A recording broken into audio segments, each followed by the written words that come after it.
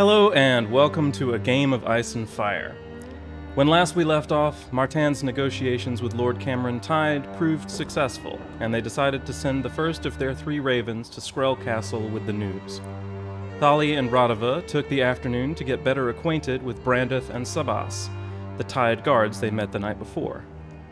Brendeth suggested the Silver Chalice in the Silver Moon Harbor, and there Raduva entertained the group with mostly true tales from House Skrell's recent history. When they returned to Tide Hall, Raduva took the opportunity to regale the entire court with his stories, heaping lavish praise on Tholly and his archery skills.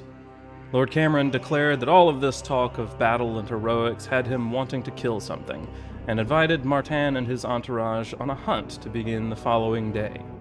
A night of watchful but restful sleep has been had, and now we turn to Martin, hearing Sir Darren's knock at his door.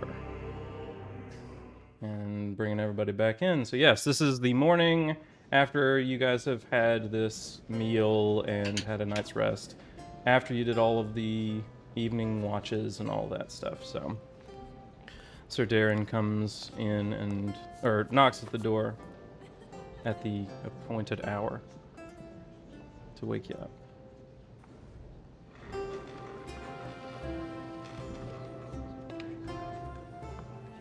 Let's get a little Foley work, can we? Let's get a little Foley. Yeah, I'm not sure if you can hear mine or if the audio thing is going to cut it out. Mm-hmm. I don't even know if mine worked. I heard yours. I don't know if you heard mine. Out. Okay, wow. Yes. My lord, it is morning, time to wake up. My watch is over. I think it is time for breakfast. I smell it cooking in the hall already.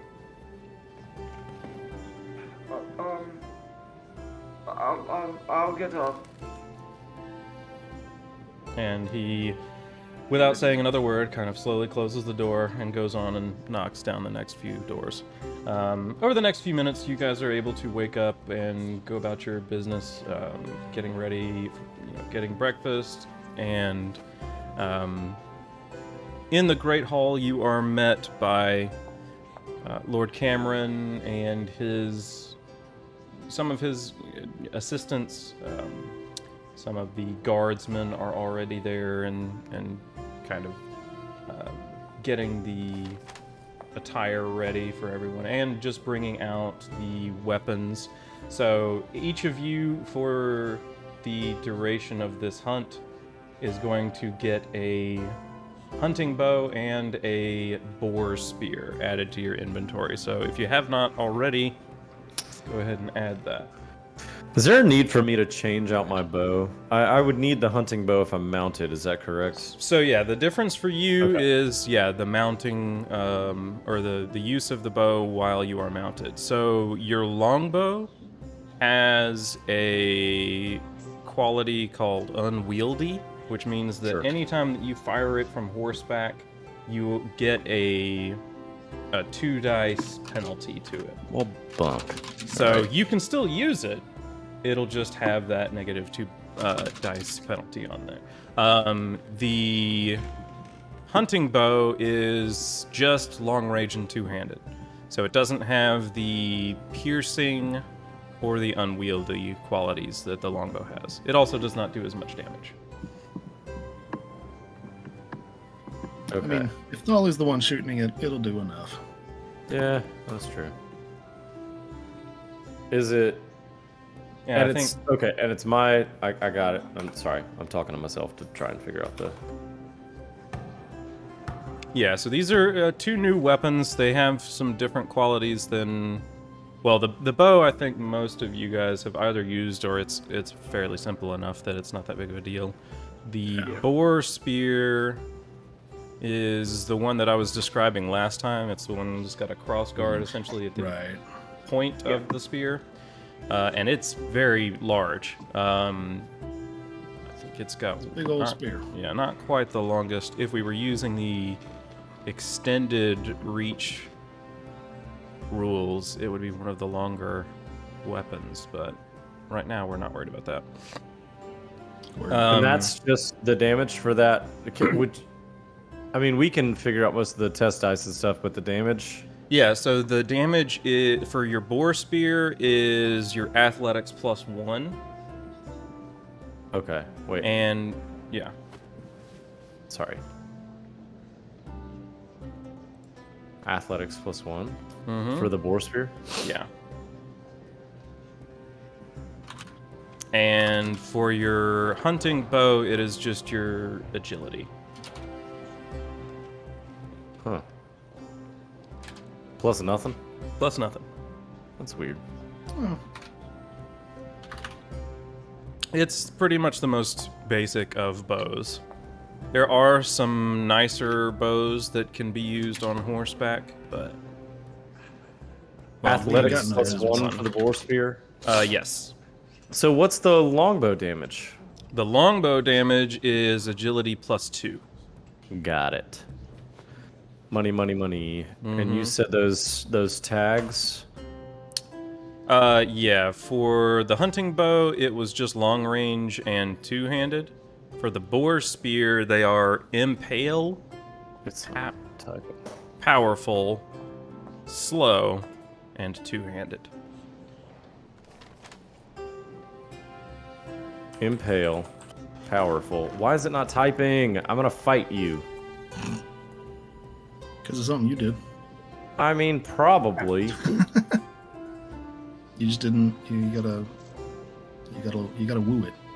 You gotta whisper sweet nothings. Well, In the character sheets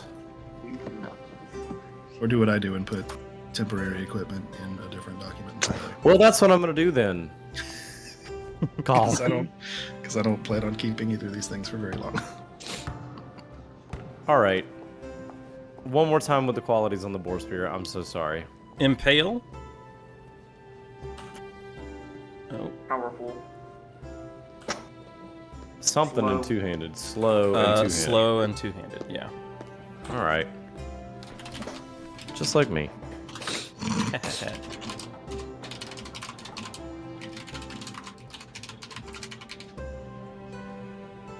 Okay. All right, I everybody will good on begin all the- of that? Yeah. Cool. Yeah. So, some of the household guards hand you your new equipment, and as you are led out of the hall from the Lord's stables are brought palfreys for every one of you. You also see the chestnut-colored courser brought out for Lord Camren himself. And these are already fairly well packed. Looks like a few days, about a week's worth of supplies in the saddlebags on these horses. And it appears that Lord Camren has packed, expecting for everyone to kind of sleep under their own kind of tents and their, kind of under the stars if they need to.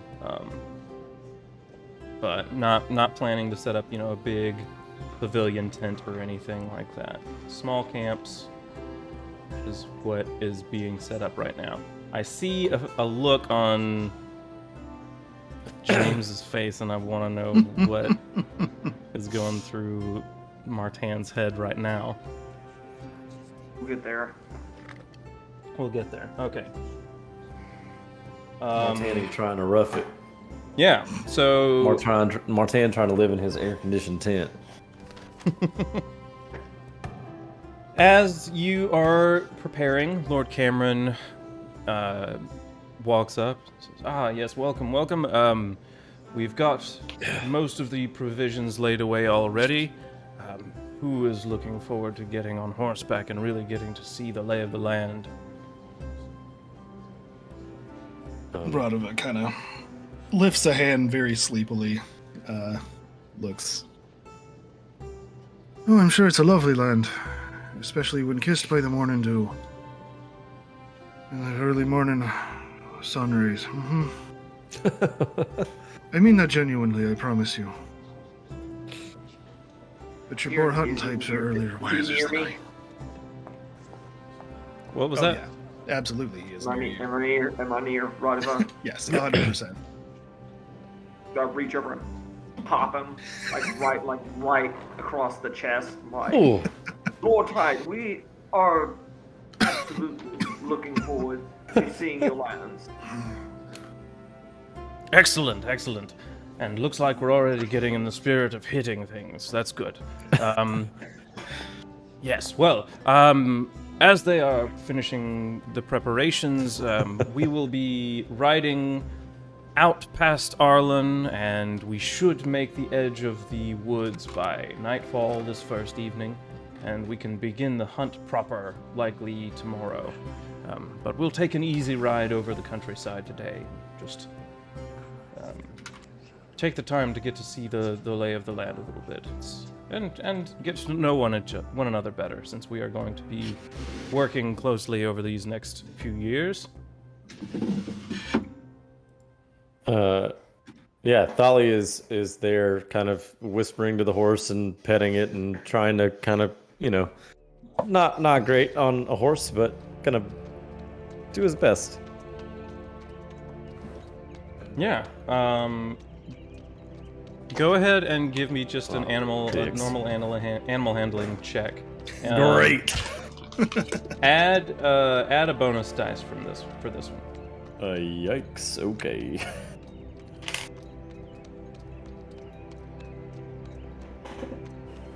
So you're saying that I should roll 3 dice, right? And take and the then I should take lowest one away? of these away. What did you roll? I got a 4.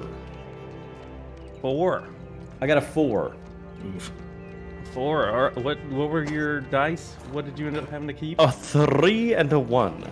3 and a 1. All right. And I got to drop a 1. Mm-hmm. Well, that is not a critical failure. But it's not Super good. Yeah. Can I get a skateboard? Can I just just anything not a horse? Something with wheels, preferably. Right. So as you're kind of, as the palfrey is being brought up to you, you see that it's got kind of these, not polka dots, but large spots dappling the entirety of its body. It is well accustomed to being ridden by, all manner of people that are in the castle. The merchants that come through, the lords and his knights, the ladies, the handmaids. All of these people would commonly ride these kind of riding horses. They know the lay of the land well, and they're good for rough terrain. This one is brought up to you, and you, while having been around a lot of horses in your time, still feel a little bit timid around an animal that size. Oh yeah, So Tholly's fear is evident. Now that I've rolled and failed, I'll go ahead and. yeah, if you Tholly's want to do fear your is own evident, embellish. and he kind of goes up to it. And he's like, "Easy, girl, easy now, easy." What man of yours packed this horse, Sir Tide, Lord Tide? It seems to be missing some, and he's just like digging through saddlebags, like trying to, just anything right now to not show his fear. Yeah, Is mine packed like yours? He says to Raduva. Yeah, you can see the animal's ears kind of turn back to facing behind it, and kind of sways a little bit nervously. But Easy now. that is all. Sorry, I think the only thing that my horse is missing, or that your horse is missing that mine has, is a rider who isn't quite afraid of it. Yeah. He just kind of spits and kicks. All Tries right. to do so out of the side of the Lord. God Almighty. No, I'm just kidding. Lord Tide. Lord Tide. Okay. Is there anything that anyone wants to do before mounting up and heading on the trip? Nope.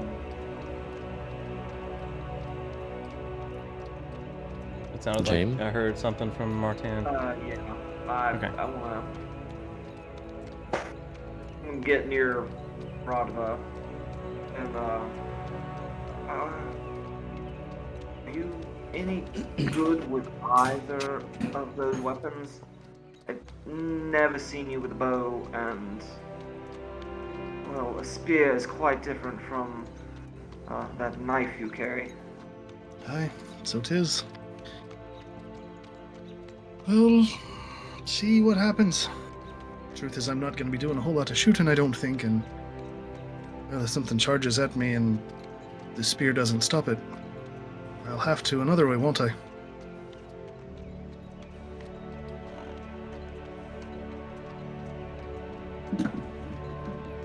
Not comforting, but do please, as always, stay nearby. Of course. All right, and Lord Tide, you can see he has put on some riding leathers. So you've seen him thus far mostly in silks and linens, as he has been just drinking and dining with you most of the time that you've been around him. But as he is preparing for this journey and the hunt in general, hunting for deer, not super dangerous. I mean, there have been reports of people getting gored by deer, but pretty rare. What is far more common is for people to get in trouble while hunting boar. And the Otter Wood is known to contain both deer and boar, so it is not unwise to wear protection while you are hunting boar. So you can see that the Lord has himself put on his riding leathers, effectively hard leather armor, and as he has kind of gotten ready, he approaches you, the group of you again. It is currently all five of the people that came from Skrell Island to Arlon are here and prepared to embark on this little escapade with you. So you see Nicholas in his commoner's garb, just very, in his linens, before Lord Tide quickly waves down one of the guards you see milling about and has him brought out a set of somewhat ill-fitting leather armor as well that he dons. And Sir Darren for Lauren, you can see, is pretty well decked out in his half-plate armor as he is getting ready for this ride as well. And his half-plate, while plain, looks sturdy. So this is the half-plate that he's wearing is a chainmail suit, and then over it there is a set of plates. So you're think breastplate and backplate, some of the arm guards, some of the leg coverings, but essentially nothing on the backs of his legs, and nothing kind of on the underside of his arms, other than that chainmail. But it comes with a great helm, and it is a plain, flat top great helm that he wears on his head. And like I said, unadorned, but fine steel, it looks like. And then you three are permitted to wear your whatever it is that you wish to wear. If it's the fancy stuff or the armor stuff. Yeah, I mean, Raduva pretty much travels in his coin mail at all times. Yeah, I figured that was pretty much this is no different. Mm-hmm. Yeah, I would have been wearing my scale mail, chainmail. Mm-hmm. Scale mail. Your bronze scale. Scale, but under everything, and not out for show, not for this. Mm-hmm. I mean, I think Tholly's not going to be an idiot and is going to wear. If they have stuff for Tholly will wear that. If Tholly brought things, which Tholly does not own anything like that, then Tholly will wear that. But if not, I'm just going to wear what I wear and hope I don't die. What is it that you normally are wearing? Hard leather. Hard leather. Okay. So that's what they would provide you here. So if that's what you've already got. Yeah, Then I'm good. Does it look what does it look like? I don't think we've had really an armored description from you. I've gotten a decent No, one from we've the not. other two. It's gonna be kind of like a dark, brown, very, very, very almost mahogany, with like a blonde stitching in the places that there would be stitching. Just a pretty simple. It's more about utility than it is about vanity for Tholly. So sleek, dark brown. Leather armor. All right. Leather I like armor. It. Yeah. Boiled Simple, leather baby. is a common protection. The stuff. That's what I'm after. Protective element here in this time period. So yeah, absolutely.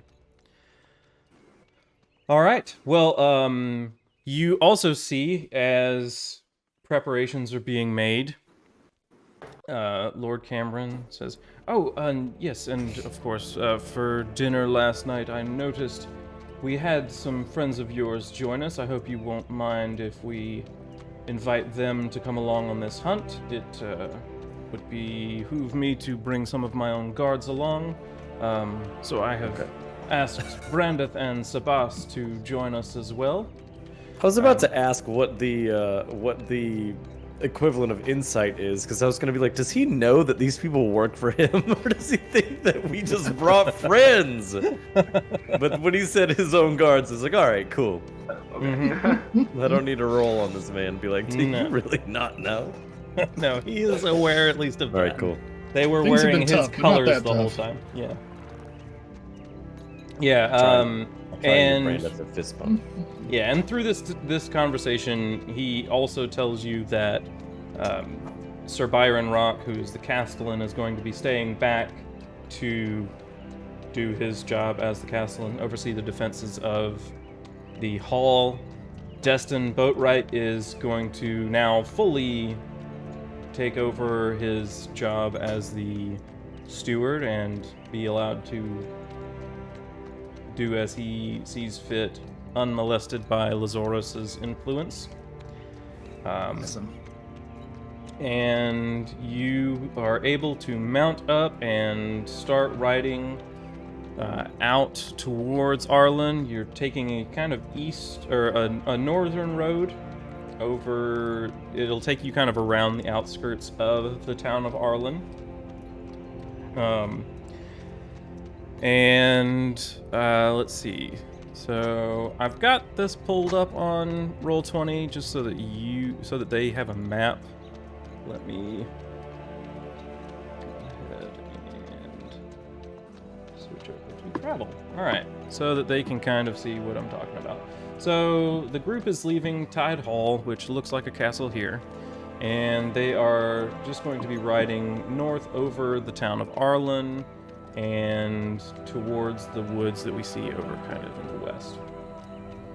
So, and if any of you are on Roll20, any of the players, you will just you should just see a map of Tide that we've been looking at for a while. Good map. It was a good map. I'm pretty happy with it. Over the course of that day, Lord Camren, you can see he's excited to be out again. It has been some time since he's really let himself loose to enjoy life. You get the idea that he hasn't let himself really enjoy things in a while. And this is, with the breath of fresh air that he's gotten, leaving the kind of gloomy nature of his own hall and getting out into the world on a horse with, leather on his person and, weapons on his back, hunting again. You can tell that this is breathing a little bit of life into him. I love to see it. Yeah, Tholly's gonna, as much as he will allow, Tholly's gonna try and ride up close to him and ask him a question. Okay, go for it. Yeah, you're more than able to. You're riding along with the same group of like 8 people all day. So. he says, he kind of does it wryly with a bit of a grin. He's like, "My lord, when's the last time that you fretted the bowstring?" He kind of grins at him a little bit. He looks back at you and says, "Oh, it's been some time since I've gotten to loose the string against an actual foe. I like to keep myself a bit in practice, but I must admit these past few years, or really more of a decade, it has fallen a bit to the wayside. I must say I am a bit out of practice, but hopefully I will be able to test my mettle. It sounds like you are quite a formidable archer, from what our friend was telling us last night. How much truth is there to what he was saying?" My lord, you flatter me truly. I am, like you, excited to be out in the morning air with the bow in my hand. It makes me feel at home, and I am looking forward to witnessing your prowess with the bow. He just kind of smiles at him, still not like letting on. Tholly, in truth, Tholly's not a braggart. He's very humble and tries to be humble, and he just knows what he's good at, you know. And so he just kind of smiles and tries to turn it around. Okay.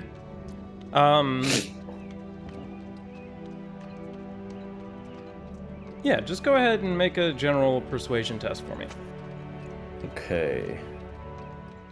Man, I should have took more points in some of these things. God. What a nightmare. That's a 3. A 3. Okay. Yeah, you can tell. Let's see, what is your passive? Awareness notice. I'm curious. I got no bonus in. And you notice. have a 2 awareness, is that right? 3 You have a 3. awareness. Okay, so your passive is 12. Okay, yeah, you'd be able to kind of tell. Yeah, in kind of hidden, well, not really hidden, in what Lord Camren said, is this, you know, somewhat disbelief in what he's heard from Iron Hand. The story he enjoyed. He is not one to shy away from a good story, but he doesn't believe that you're capable of taking out all these men like that. Like, and Perfect. as you're, you know, as you're talking to him now, you can tell that he's just he's still a little unknowing about the group in general, and he's trying to get everyone a little bit more, you know, just trying to get everyone figured out a little bit. So as this kind of, you know, as this is what you're getting from him, he goes, "Tholly, that's not your full name. I believe Martan introduced you as Bartholomew Storm. Is that right?" That's right, my lord. Storm. That's a bastard name from the Stormlands. Who was Indeed your father? it is. I don't think that Tholly knows the answer to that question. Let me look. Oh, yes. Connington, right? Is that correct? Mm-hmm. Okay. My father was Lord Armand Connington. Connington. The roosters of Griffin's Roost, if I am not mistaken. You said it was Arnold Connington? Armand, actually, Armand. my lord. Armand. Yes, I believe I've heard of him. I think yes, he was John Connington's father. John Connington. He was once Hand of the King. That's your half-brother. He kind of nods, my lord. This is not on my sheet, and so I'm adding it right now. Well, and one of Rhaegar's closest friends. I fear your half-brother was exiled to the free cities of Essos, where he drank himself to death. Not the worst way to go, my lord. Kind of grins at him. Yeah, he chuckles to himself. Yes, well, it was my thought for quite some time. Still, a Connington.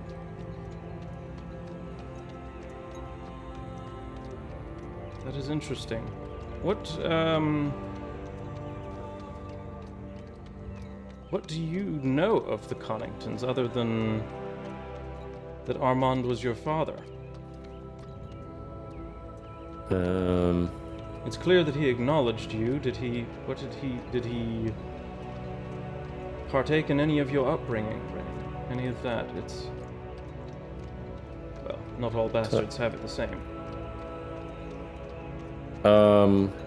No. So, my father, my Lord Father, was not very present in my life. It was mainly my mother and I. My mother was lowborn and of little significance, but was very good to me in all ways at all times. That is good to hear.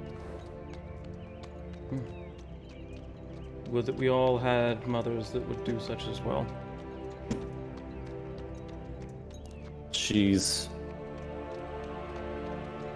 was wonderful to me. She always entertained me and you know, she kept her own sort of company, but she was a good woman.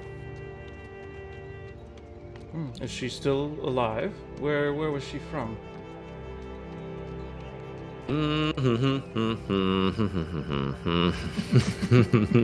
True, why are you doing this to me? This is revenge for me having to create these two random NPCs and I'm just sticking around with y'all now. Fine. This is the cost of keeping Brendeth and Sabas around. Right. What was his question? Just if your mom is still alive and where she's from. I don't think I know if she's still alive. Right? I don't remember it being in there. If you're looking at the same sheet that I. Yes. Let's see. I can. I've not had contact with my mother for a long time for my own fault. And he's gonna tell a bit of a story. I ran away from home when I was a boy, and my mother, though she was good to me, I've not been as good to her. These things we learn as we grow older, and I love and miss my mother, dearly. He just kind of nods like, you know, I don't know. I'm not sure. Well, I will say prayers and accept for her return. Or for her to still be with us. And that you will be reunited someday. Is she in the Sapphire Isle? Or is she... Yes. That is where she was from. Okay. And that is where you were born. And she's still there? As far as you know. Right. And so he relays that information to her. Or to him, sorry. Mm-hmm. That's the second time I've done that. It's all good. Yeah, yeah, he kind of accepts this new knowledge with a bit of reverence. With that 12 passive awareness, you see... well, you know from context that this lord is one of the people who supported the Targaryens in the War of the Usurper. And the king at that time, King Aerys II, his son, Rhaegar, was good friends with Jon Connington, Armand's legitimate son. And at one point was the hand of the king to Aerys, except, well, up until he lost what was known as the Battle of the Bells, where Robert Baratheon was wounded and was in hiding and in a city, and there was there's this whole event that I won't get into now, but Battle of the Bells, it was a defeat for John Connington, and Ares II had him exiled for his defeat, and he fled to the Free Cities and there drank himself to death. Okay. But he and Rhaegar were purportedly quite close friends, and this kind of connection to the Targaryens, you can see, has kind of set you in a better light. Even though it's not really you, it's Sure. your family It's who like you by really don't have association. any connection to. Right. With, really, it's just your birth. Okay. You can tell that it has kind of upped his opinion of you in his eyes. Okay. Cool. Yeah, I'll kind of hang on. I'm fighting a sneeze right now. I will kind of is this the end of the conversation? Sorry, I It's can pretty keep much, talking yeah. about it. I mean, that's kind of what I envisioned, or And all I had really planned out. and for him to ask. he'll say again, I look forward to seeing your prowess with the bow, my lord. And he'll either spur onwards toward the group of pals, or he'll pull the reins towards the group of pals. He's just trying to rejoin Raduva and Sabas and Brendeth. All right, easy enough to do. Lord Camren is fairly well leading the way, so you'll just pull the reins a little bit to reach the rest of your group, but they're just behind him. Is there anybody else that wanted to take a moment for a conversation somewhere? Can I do one more thing, and then Martin, I'm sorry, I'll go away. Very good. My friends, he says to Raduva and Sabas and Brendeth, I have money to spend. And he kind of grins and says, what say ye that we make a bit of a bet? Raduva immediately spurs his horse forward and leaves the three of them behind. Just sets his jaw, stares straight forward, and just rides. This man's lost enough money to me in the past. For Shut one the reason. fuck up! He That gets him. That's so funny that you did that, because I was going to mention us having bets for kills in in our pirateering days. Mhm. That's good. Okay, as Raduva rides off, Brendeth kind of looks over at you. What kind of bets did we have in mind? I can be persuaded to put down a few silver. And Sabas looks over and he's like, I don't think so. We'll see. Pay to play, Sabas. Pay to play. Sabas is the smarter of the two. I like to play so- for free. I like to spend my money on other things. Well, I'd hate for you to lose any out here then. He kind of winks at him. Just trying to goad him. Like, just trying to goad him. So he'll say to, this can happen like off screen or whatever, but he'll talk to Brendeth about a bet. Okay. Yeah, just let me know kind of what the details, what you're shooting for, and we'll go from there. Martin, All right. it looked like you had something. Yes. Yeah. Right on up the Lord Tide. Lord Tide, I see you spoke with Tholly for a few moments. Yes, it was good to get to know one of your household, one of your courtiers, as it were. The man is connected to some interesting people, it would seem. But Yes, it seems that you bring a lot of interesting folks around with you.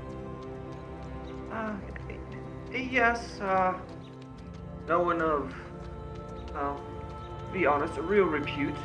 However, they all do have their strengths and weaknesses.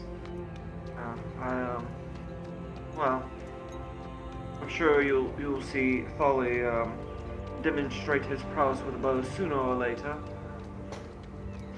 Yes, I am so looking forward to seeing it now that we've heard so much about it. Yes, Raduva does like to tell his stories, but Tholly is, well, to be quite frank with you, sir, with our kind, modest, but with them, and throws my head back. They're, well, he is quick to gloat when he wins, and he often does. So, perhaps play it safe if he decides to try to make a wager with you. I've seen quite a few people lose more than a few coin that way. Oh, Tholly is a betting man, is he? Oh, yes he is. Yes he is, Lord Tide. Oh, I see. Very good to know. Thank you. He doesn't make foolish bets though. He knows his skill. So, as I said, don't make any unwise decisions when he is about. Go ahead and make a persuasion test.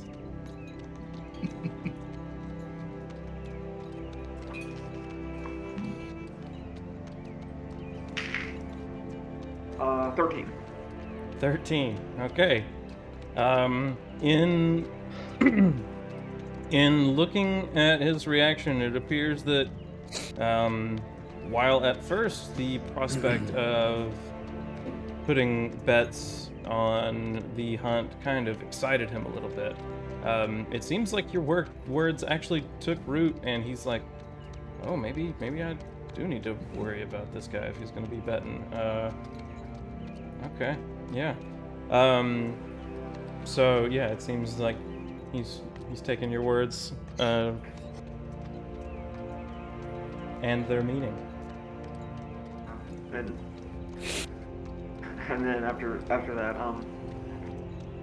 yes, and he is, like I said, very talented with the bow, but, well, Raduva isn't all embellishment. He more than can handle himself when it comes to the up close and personal, the nitty gritty. And, well, I look back at Sir Devon. You see him in the armor. No, he is not the man to be messed with.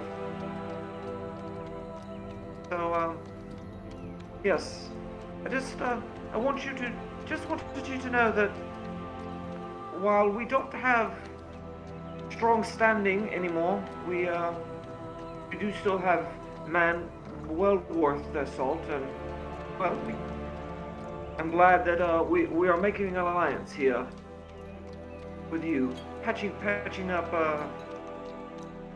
those dodgy spots in our history. I'm happy to be here doing that. Excellent. Well, it is good to see that we have some like minds in joining our houses together in what ways we can. I must apologize again for my reception. Thankfully, I think you understand where all of that came from, and hopefully we can continue to set that behind us. Yes, and as the day goes on, midday comes and goes, and you are able to eat your lunch kind of on horseback while you continue riding. The town quickly passes by you to your left-hand side as you're riding down, and as the sun kind of crests over the the center of the sky, Lord Camren kind of, again, is just thinking about the view that he sees in front of him and the, really taking in the fresh air and the, coming in from off the sea.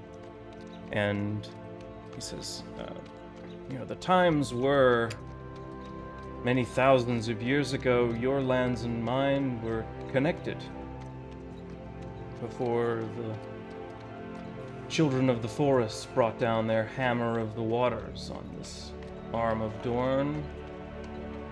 This forest would have been reachable by horseback in just a few days' time.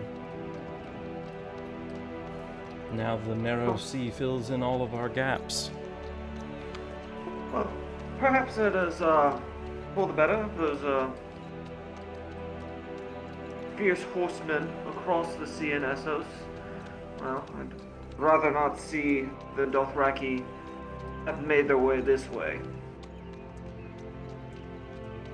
Yes, well, interesting that you bring up the Dothraki. We have had word concerning them recently.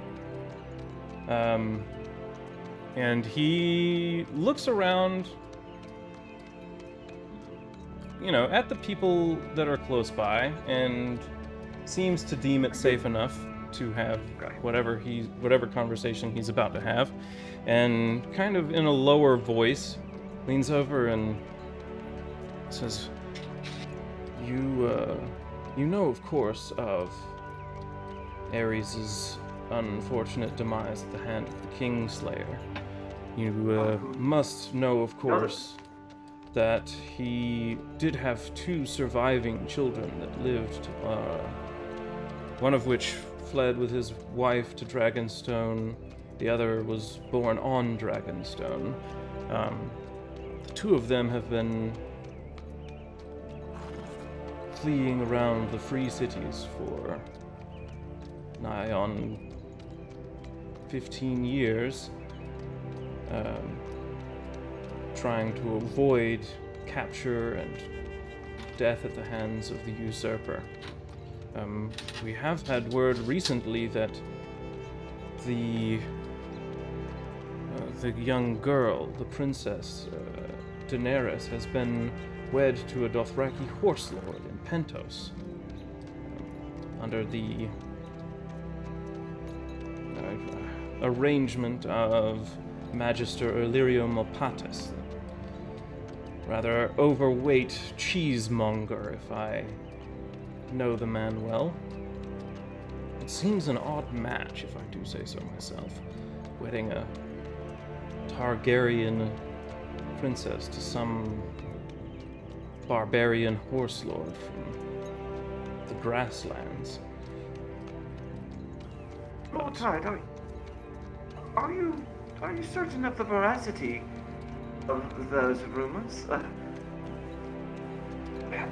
Are they really the surviving Targaryens?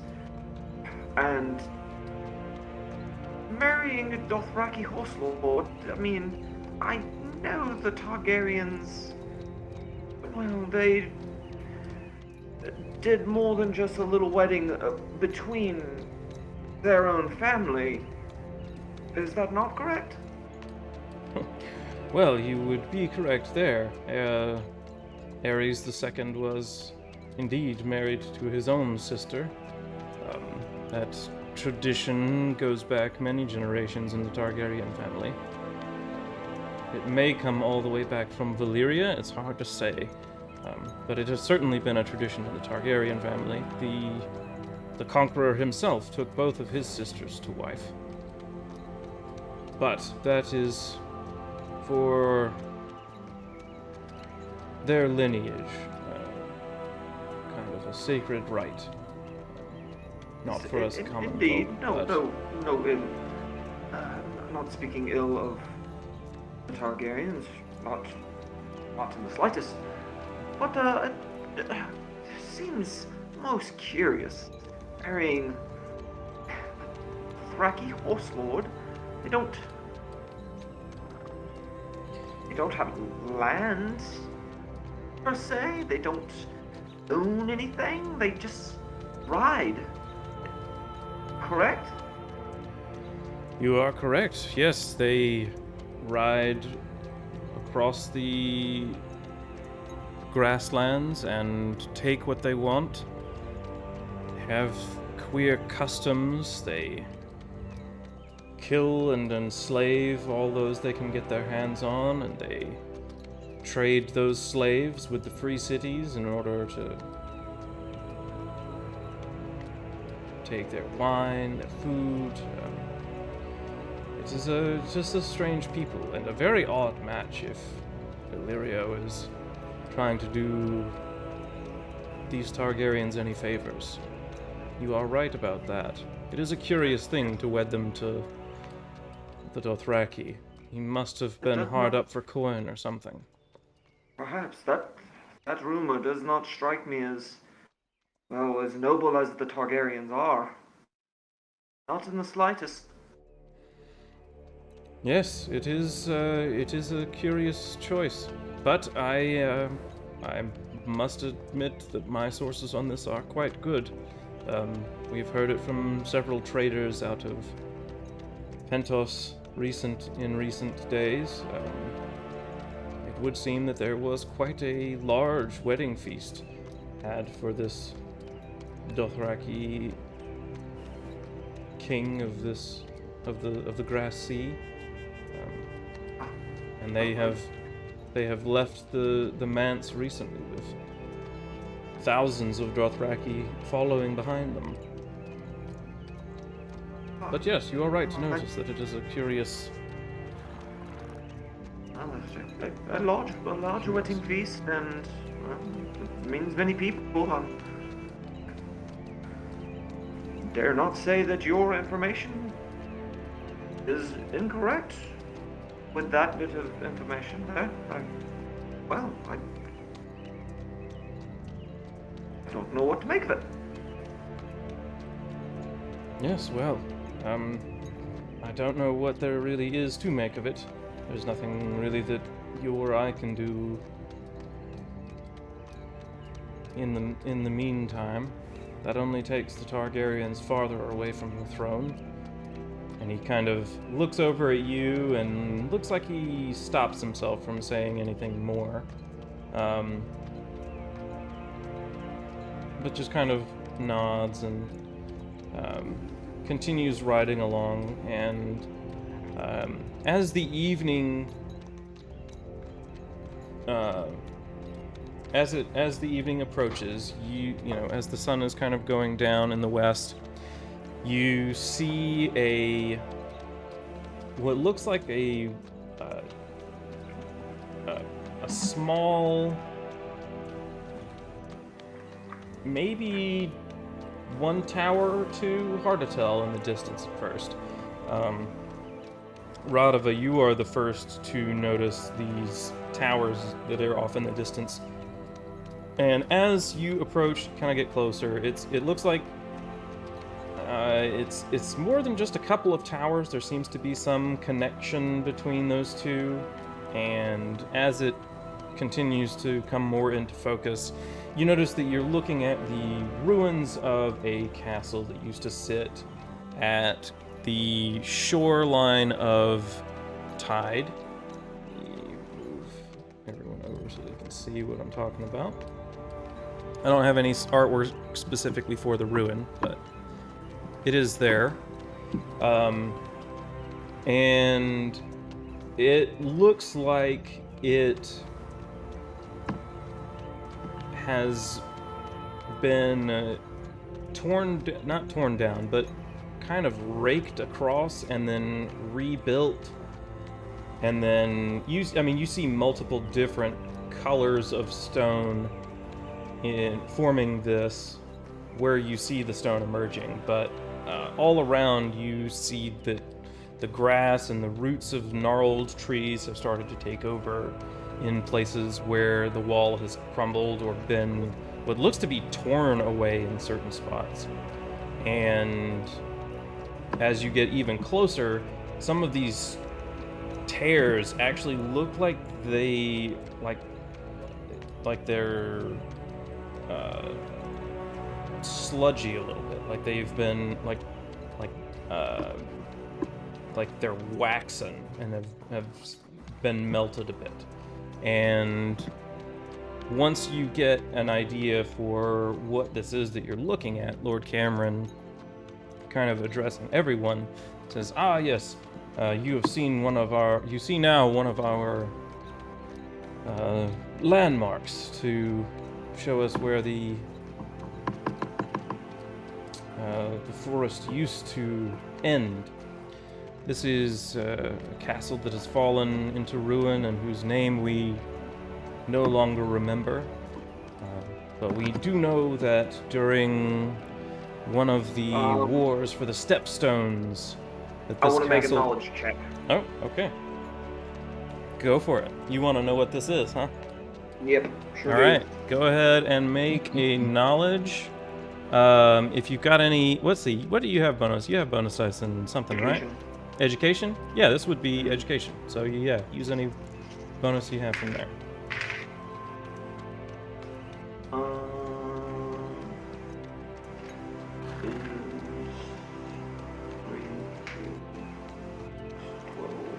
Is 14. 14. Okay. As he is describing this ruin that you see in front of you, you remember some little facts about it. You remember that during the one of the first wars for the Stepstones in Targaryen history, that a Prince Daemon Targaryen fought for control of the Stepstones, and that he did so largely from the back of his dragon Caraxes, and that this castle, along with several other holdfasts in the Stepstones, was burned repeatedly during the War for the Stepstones by this dragon, and that is the ruin that stands here is a monument to the destruction wrought by that dragon and by that prince, that Targaryen prince.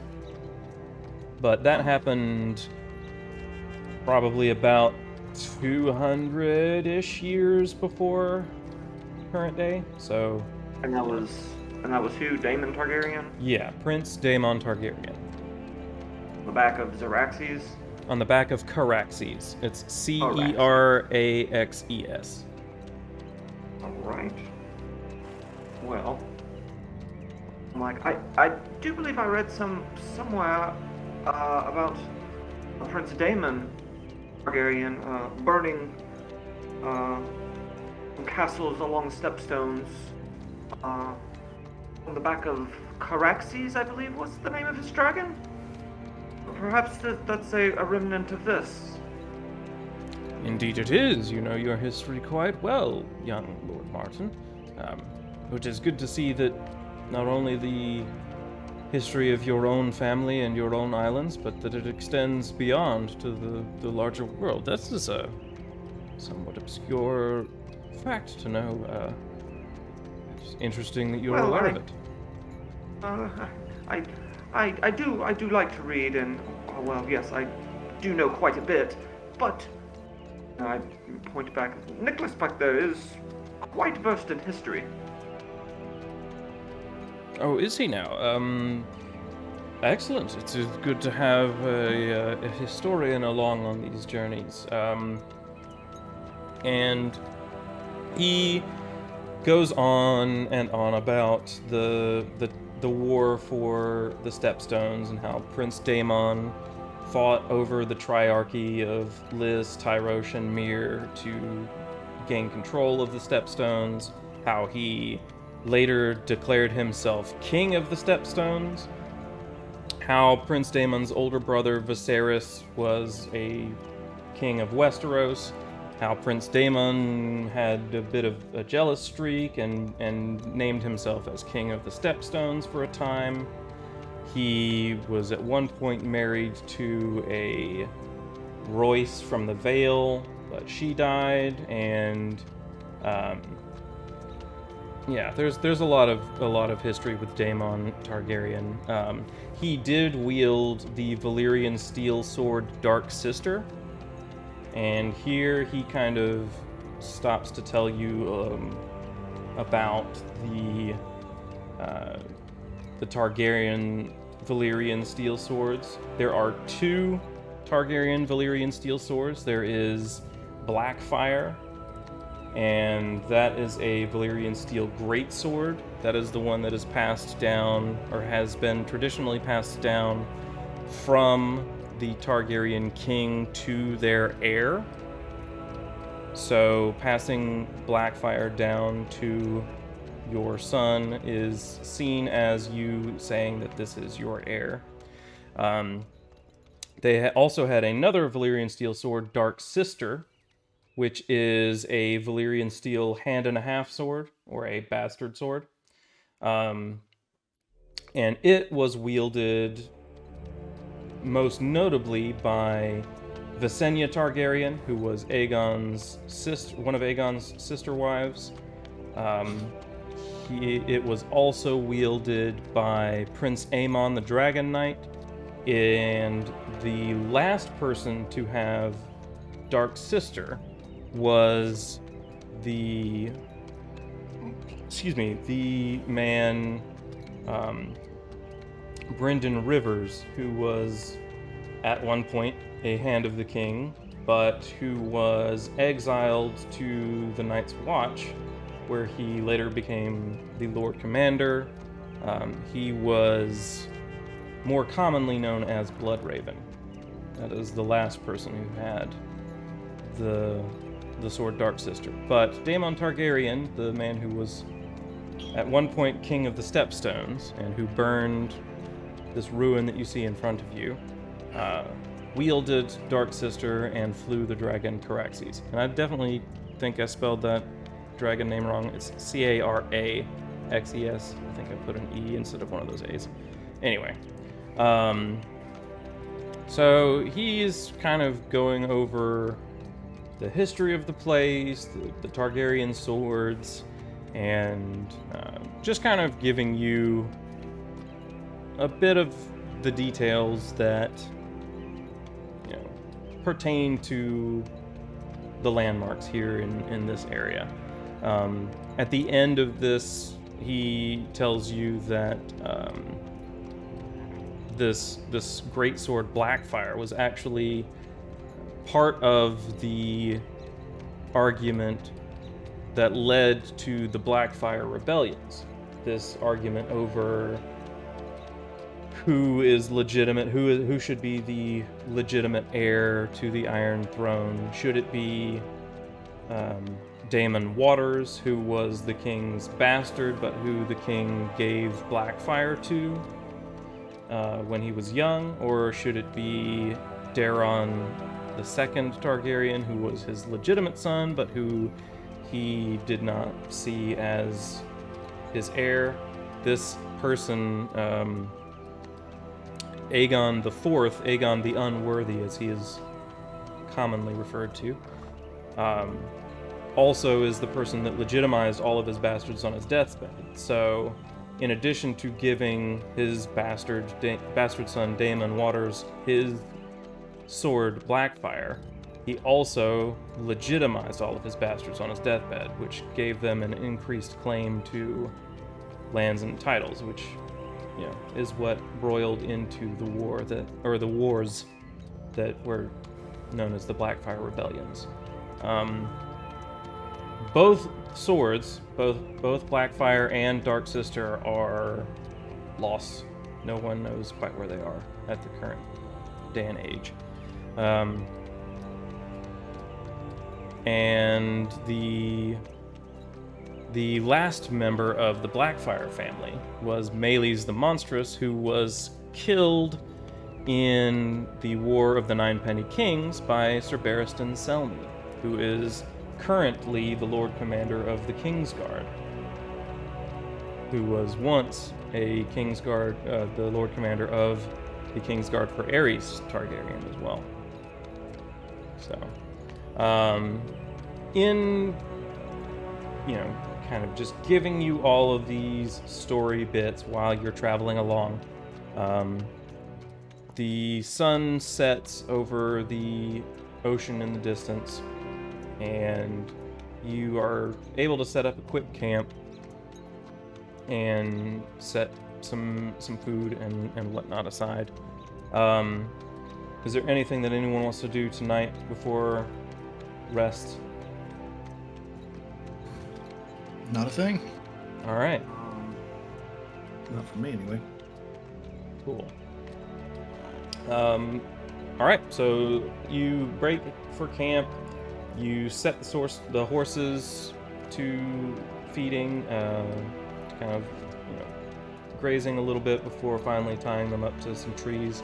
As you guys are getting close to the Otter Wood, the trees coverage is becoming more and more full. Like, you're starting to see bigger trees, and you're starting to see them a little bit closer together. You're seeing tall sentinels, thick oak trees. You're seeing ash and pine. It's a wide variety of trees that are starting to make up the outskirts of the Otter Wood that you're seeing here. And it's here that you set up a fairly straightforward camp. Lots of, you've got the bedrolls kind of surrounding the main fire that is used to not only heat the camp, but to cook the food that you guys prepare for dinner. And after a while, you are able to set your things aside, set your armor and things, and go to bed. Those of you that take off your armor to sleep, I think Raduva might actually sleep in his. I'm not sure. No one will ever know. But yeah, and the watches. Does anyone want to? Do we want to keep the same watches? Do we want to set up different watches now that we've got new people involved? Raduva will continue to push to take watch at the darkest part of the night, because that's where he is sort of the most useful and comfortable. Okay. I mean, for what it's worth, Tholly can take first watch. All right. And Sir Darren will volunteer for the last one. That seems to be the way things are going tonight. So Why don't we? Do we have enough people to pair up to have 2 per watch?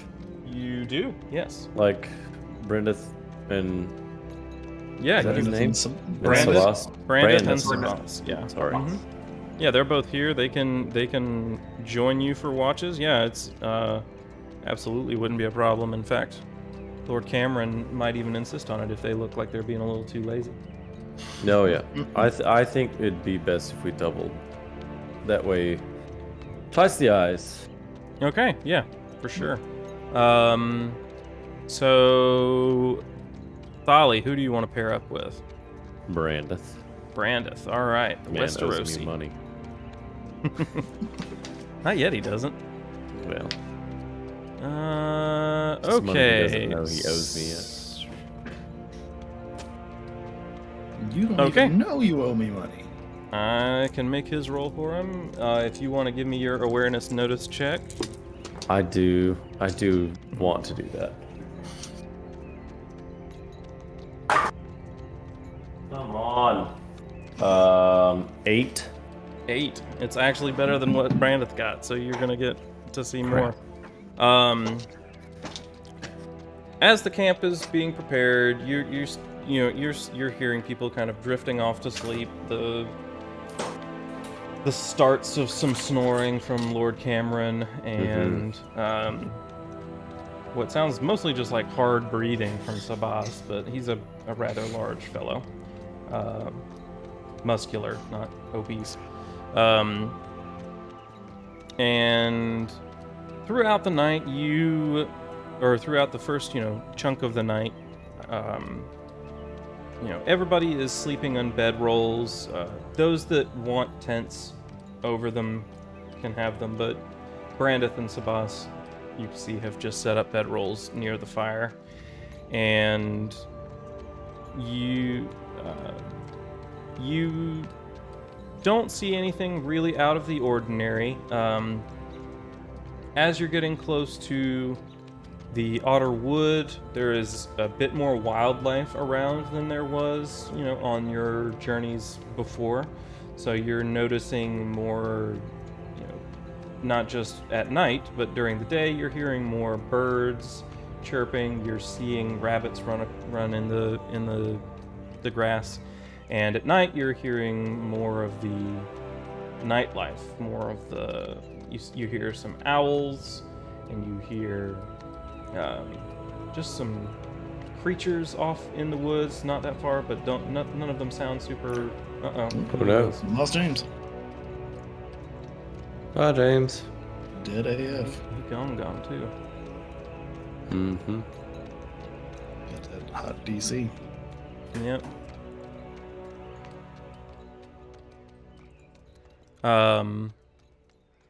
Well, while he gets things figured out, our video is going to look a little screwy, but I'm going to keep rolling. Awesome. Hey. Yeah, it's back. Getting there, yeah. Yeah, most of what you're seeing is just more wildlife than what you've been used to up to this point. Okay. Conversation with Brendeth goes over mostly what your bet's going to be about on the following day. So, just briefly tell me. Oh, just kidding. We really lost him. Okay. So give me in a little bit of detail what you had in mind for this bet. Well, we got biggest, we got most, and we got first. And I'm trying to convince him that I don't know that I'll get the most, that someone else will probably get the biggest, and that Lord Tide's gonna get the first. Okay. And I've got 50 silver stags on each. 50 silver stags on each one of those? Yeah, I'll say Raduva gets the biggest. That's rough, I don't know. Good luck, Raduva. Raduva gets that on me, yeah, I know. Raduva gets the big. If you get a kill, Drew, just make it the biggest. I'm gonna get the most by 1, and that Lord Tide's gonna get the first. All right.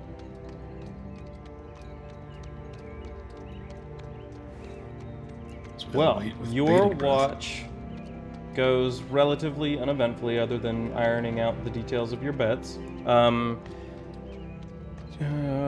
ahead and give me another persuasion test. Persuasion? Okay, give me 1 second. Okay. Persuasion. Here we go. Persuasion. Come on, boys. You've been rolling not so great tonight, so... A 5. A 5? He... Judging based on what he has seen of you already, and with what Ironhand has said in his stories, he thinks you're probably gonna get the most.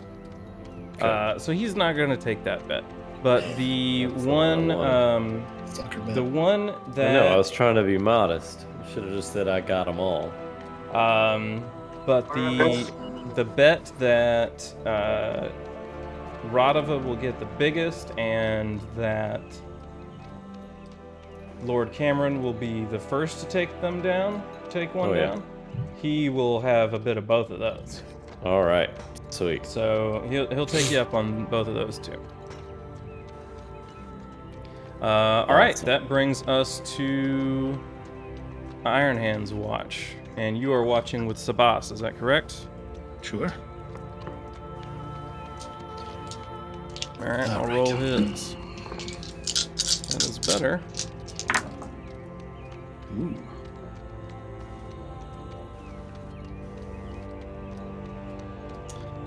That is 19. Ooh, 19. yeah. Okay. Even though you get the darkest part of the night, that is your favorite time of the night. Yeah, you noticed that I sleep in the nude. And I'm not even there. I got them fresh night eyes, baby. That's right. Nighttime don't mean shit. Yeah. Yeah. While Tholly and Brendeth were occupied talking about the betting for tomorrow. You and Sabas are... Well, Sabas is a little bit more quiet-natured than Brendeth is. He seems like the strong, silent type to you. And you are a much more observant person.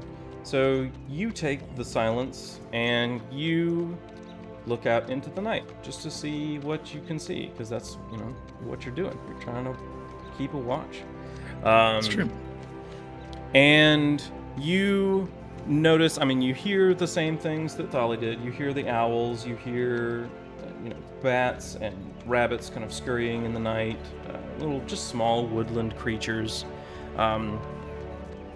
You also perceive a little, just kind of off in the distance, some calls that you recognize belong to deer.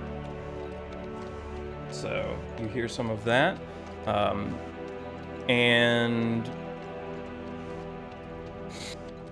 some of the birds that you overhear sound familiar. Familiar how? This is gonna happen with the fucking birds. Yeah. It's just something about Raduva and bird sounds. I don't know. Well, It's something about Actually, Raduva and being able to actually actually be able to perceive to that see there are something. birds there. See that there Night are birds here. vision. Hear things that are just the wrong birds all I'm the time. over here rolling a 3 every time. Yeah. Yeah. Does it sound like the same bird sounds from the last time this happened? Like, is it? They do sound similar. It sounds like it could be at least the same kind of bird as the last time. Yeah. You're probably not super specific on, oh, that must be the exact bird? same bird that I heard last time. But Sure. the calls sound, yes, like what you heard when you were traveling south on Skrull Island. Every time with these fucking birds on these fucking islands. Did you hear that? He turns to Sabas and kind of like gestures vaguely out into the night air. Sabas gets up kind of worried and looks around. Hear what? Okay, so this is gonna sound ridiculous, and I know that it does, but I can't help it. Now, the stories I've been telling you are a little embellished, of course. Of course they are, they're stories. This is real shit. When we were riding out to deal with those fellers out on the shore of our southern part of our island, at one point we stopped to take a rest, much like we're doing now. And I heard birds. Now, that shouldn't be weird, right? You hear owls all the fucking time. Not owls. The wrong birds. Daytime birds. Never found them, never saw them. Strange thing to hear in the night. Wrote it off as a lark. I was hearing things, right? I hear them again. Here, on Tide Island. At night. In the darkest part of the night. Now, what do you make of that? That sounds like maybe a witch is after you, or some Gods sort above, I of. hope not.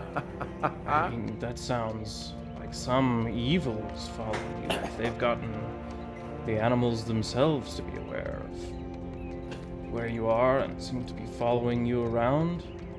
That's not the answer I was hoping for, Sabas, but I think you're onto something.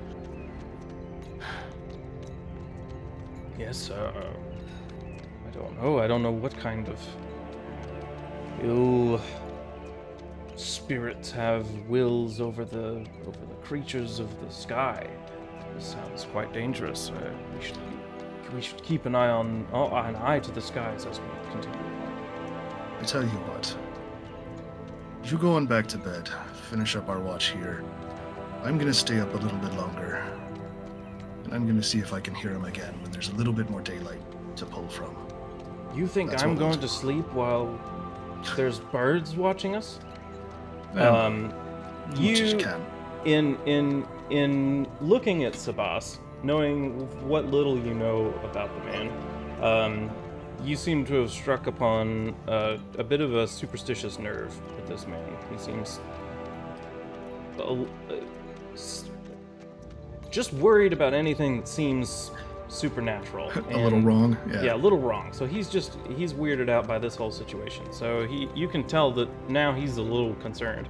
He's like, well, I'm not going to bed while some witches put a spell on birds to keep an eye on us. I want to know if death is approaching. I want to brace it. Play to you. And he keeps going on until eventually things calm down, and when the time comes for the shift change, it has gone from his mind, and he's just ready to go to sleep at that point. Mm-hmm. But yeah, if you want to make another awareness test, you're trying to now zero in on these birds and what kind of birds they are. I'm assuming. As the watch shifts and as Sabas toddles off to bed, and is it Sir Darren that's with us?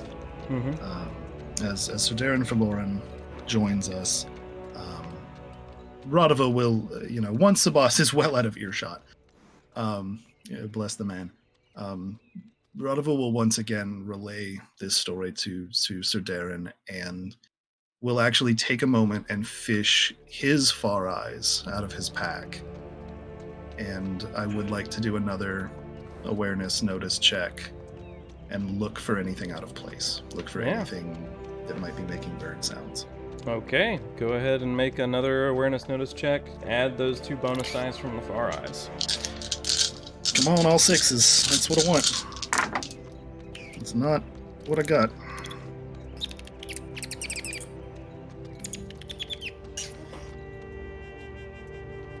It's technically better. That gives us a 20. Holy man. 20 on that roll. 20 on the dot, huh? All right. In taking the time and looking with the far eyes, now that you know now the kinds of calls that you're zeroing in on. And the next time that you hear that call, you shift your far eyes over to see what you can see. And in the trees, in the not too far distant, you see not really a swarm of birds, but just a few swallows. You see swallows on some trees that are kind of in the distance. So as Raduva is looking at them, he just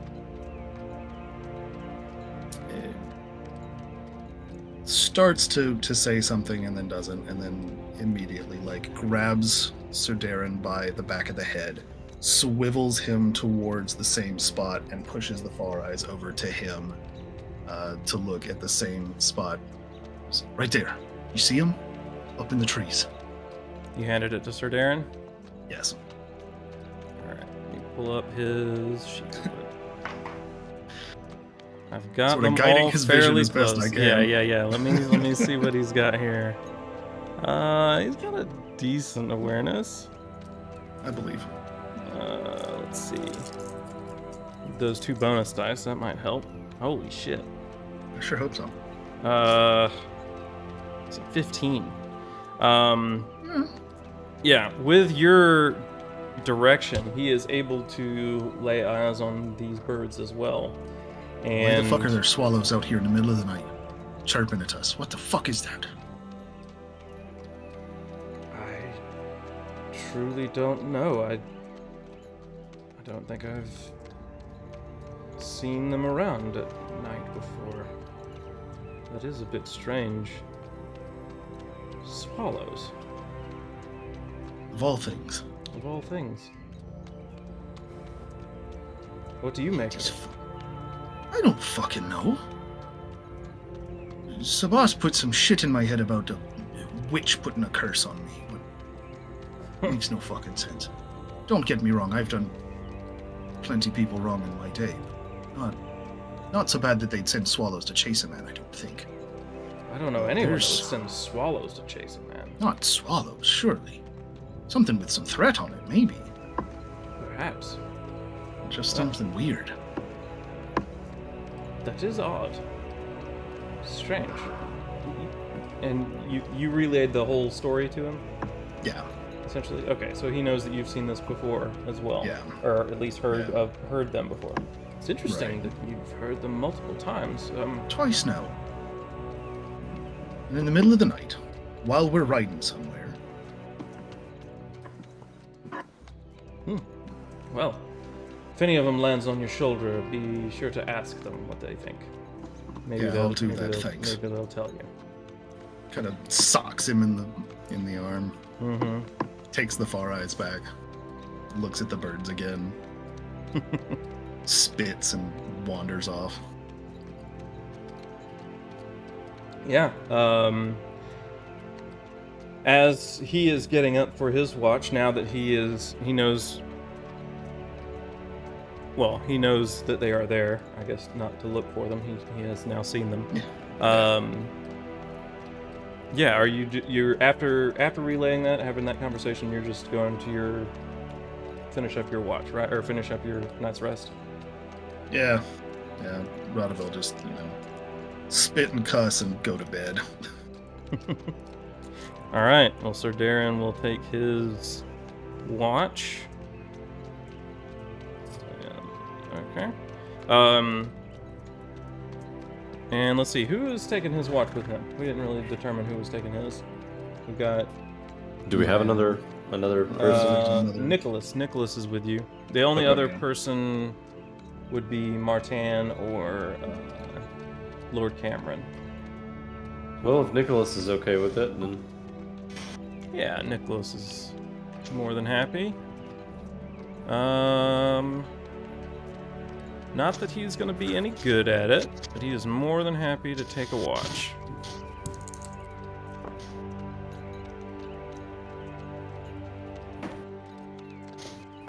All right.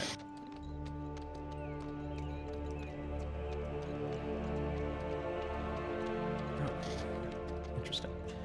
Forgot what languages I gave him. I just thought. Okay. And you all get a less restful night than you would have with a roof over your heads and a nice soft mattress, but not an unpleasant one. It is nice to kind of be out under the stars again and out in the wilds of this island. For the next bit, there is some hunting that is going to take up. The way that this works is you'll each make some hunting tests, and the difficulty is set based on how much time you spend hunting. You will be spending the entire day hunting, so there is a difficulty set for that. I've got several days worth of hunting planned for, and I know that it is already getting a little late. The hunting process won't really take too long, but it'd be probably another half hour or so before we'd be done if we do some hunting.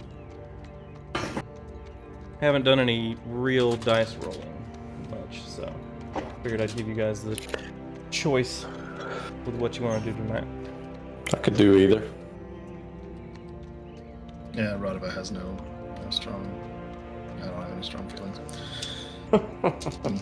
Listen. I'm waiting on. I smell dinner being cooked, so I'm good in every direction. Either way, yeah, I'm fine either way. Food All right. makes a man pliable. Let's try at least one day, and let's just see how long that takes us, and we'll go from there. Yeah. Okay. So you guys are going to be spending an entire day hunting, like I have said. So for this, you are going to make a survival hunt test. So you're going to be using the survival ability, and if you have any bonus dice in hunt, I don't think any of the three of you does. And you are trying to beat an 8. Oh boy. I will tell you what the difficulty is for this one. So. Okay. Wait, this is in what now? It is a survival hunt test. So just roll however many dice you have in survival.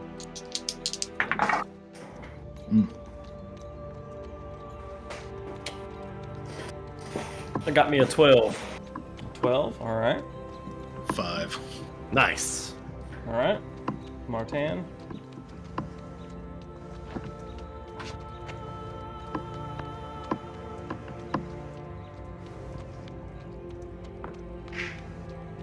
Oh, 7 from Martan. And let's see what these guys are getting.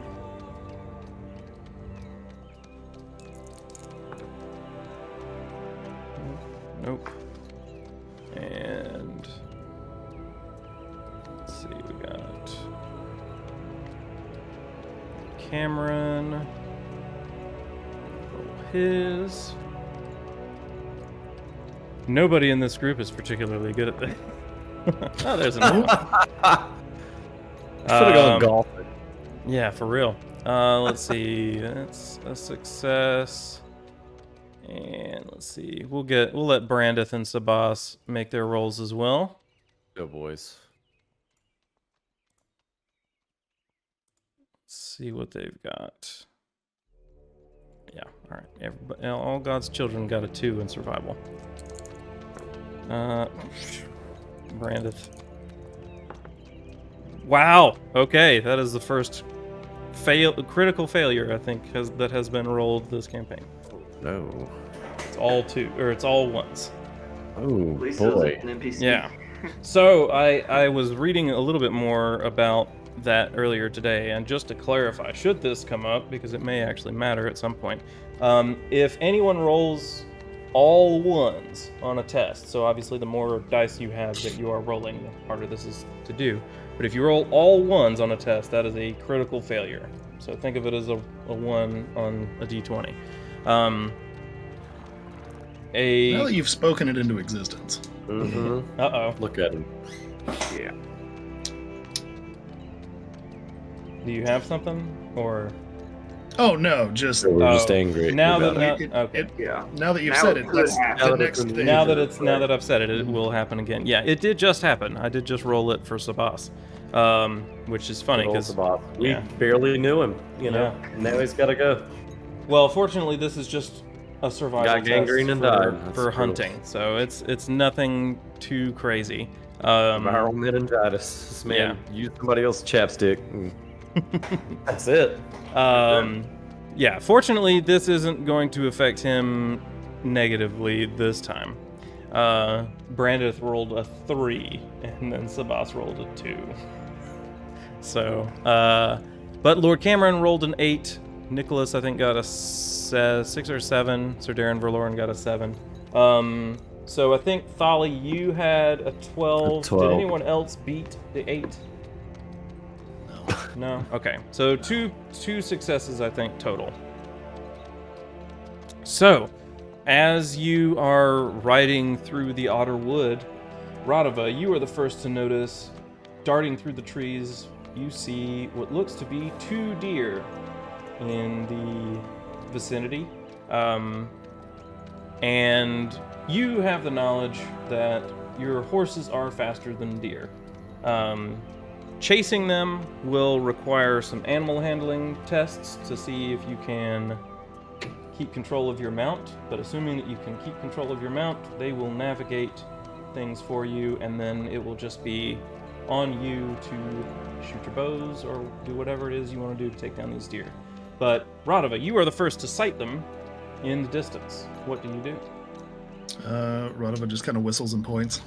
Whistles and points. All right. Quickly enough, your attention is all drawn to the 2 deer that look to be grazing off kind of in the woods a little ways away. And for the purposes of this, I'm just going to let everyone well, no, we do need to kind of roll initiative on this, don't we?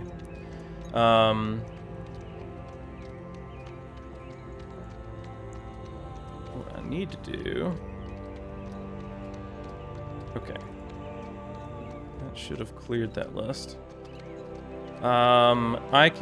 We can do all of this on roll 20 with the turns that they keep there, or I can do this kind of by hand.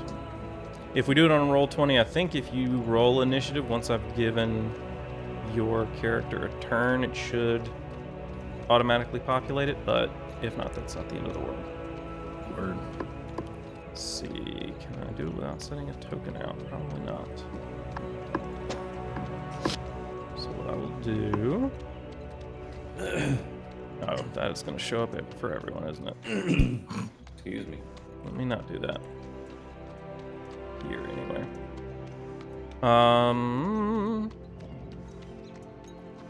Well, I kind of need to do that here, don't I? Let's see, who else here? We got Sir Darren. Add a turn. We've got Nicholas. Add a turn. We've got the three of you. Add.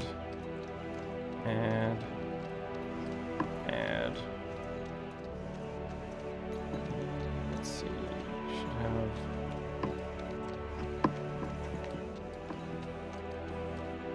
Add. Okay. That is how many? 1, 2, 3, 6. Who are we missing? Oh, we're missing Brendeth and Sabas. Brendeth and Sabas. That's who we're missing.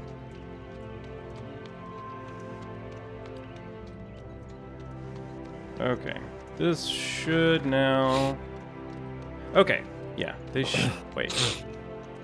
Oh, it just has them listed as that. Well... That's... I thought I'd fix that.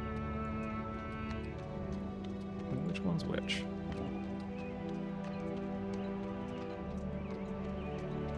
It doesn't matter. Okay, are you guys going ahead and rolling yours? Yeah, I'm working on it. Alright. Let me know if it is giving you any difficulties. I should... I'm hearing rolls, but I'm not seeing it populate. That's because I did not select a valid token before. Ah, yeah, I will say it did make me actively select the tokens when I'm trying to do their initiatives. Did it do it that time? Yes. Yeah, it looks like it did. There you go. Hey, what do you physically roll for initiative? It is for combat, which is what we're doing right now, it is your agility plus any bonuses in quickness. Okay. For intrigue, it is status plus bonuses and like something else. I don't remember. Are you sure? Because I can't have had a 16 if that's... No? Yeah, I guess I could. Never mind. Mathematic. JK. Yeah, it should break down the rolls. I see it. Let's see. I okay. see it. Brendeth shows up. Why is it not? Okay, it's just his name's not right in there. Okay, that's fine. Who's this old man? Is that Lord Tide? Who are you? Yeah, the old man is Lord Camren. Alright, and this should do this. Wait, Yeah, no? okay, cool. Okay, cool. Alright, so still waiting on these guys. Let's see, there's Nicholas. Waiting on the world to change. Did that do it? Oh, No. I have to have him clicked. God damn it. Every time. What you eating? What is that? Baby carrots? What you eating? Little sausages? What you got? Got some bulgogi beef meatballs. Shut up. Stop. Stop saying words. That's amazing. Some jasmine rice and some roasted carrots, I did see little baby carrots. courtesy of HelloFresh. Come on, HelloFresh. Alright, everybody has had a wait, chance I to haven't roll talked yet. Let's initiative. hold up Excellent. on all that. What? What happened? What? What'd you say? What'd you say, Drew? What'd you say to me right now? I James? said, now I've got the turn. Everybody has rolled initiative. We are ready to start this thing in earnest. So everybody has rolled initiative. Up first, we have Raduva. So Raduva, I need you to test animal handling to see if you can control your mount for a length of time. Hey, this is just man to is see. handling these baby carrots right now, so you just need to step off So my I can man. tell you right now, Yeah, The so answer's all no. this is an easy thing to do. So the DC is not hard. How easy it is, are we It is mainly just to see if you can control your mount for a turn, or if you fall off and hurt yourself. So, tell me what you got. What'd you get? 3. 3. All right. 3. That is not a success, but it is also not a critical failure. So you stay on your not. horse. Pretty But darn close. you, after whistling and pointing at the direction of these deer, your horse thinks that you're communicating with it and turns its head kind of, and with it gives you as much of a side eye as it can, horses, man. but does not want to move for you this turn. If you wish, you can still take a shot at one of these 2 deer that you see. So you still have your action. You are not going to be moving on this turn. Raduva points the deer out, kind of jerks his head towards Tholly to point out to him specifically, and just sits back on the horse and watches. Okay. Are you want to do anything specific with your action, or are you just pointing it out and letting it go to Tholly? Yep, just pointing it out, and very much in a like kind of sits back and looks at Brendeth, looks at Sabas, looks at Lord Tide, looks at those assembled, in very much in a like, you'll see, just watch sort of way. Doesn't say anything, doesn't just points over at him. All right. Mhm. Cool. Well, that is your turn. I will now get Sir Darren to do his thing. Let's see. So starting off with an animal handling.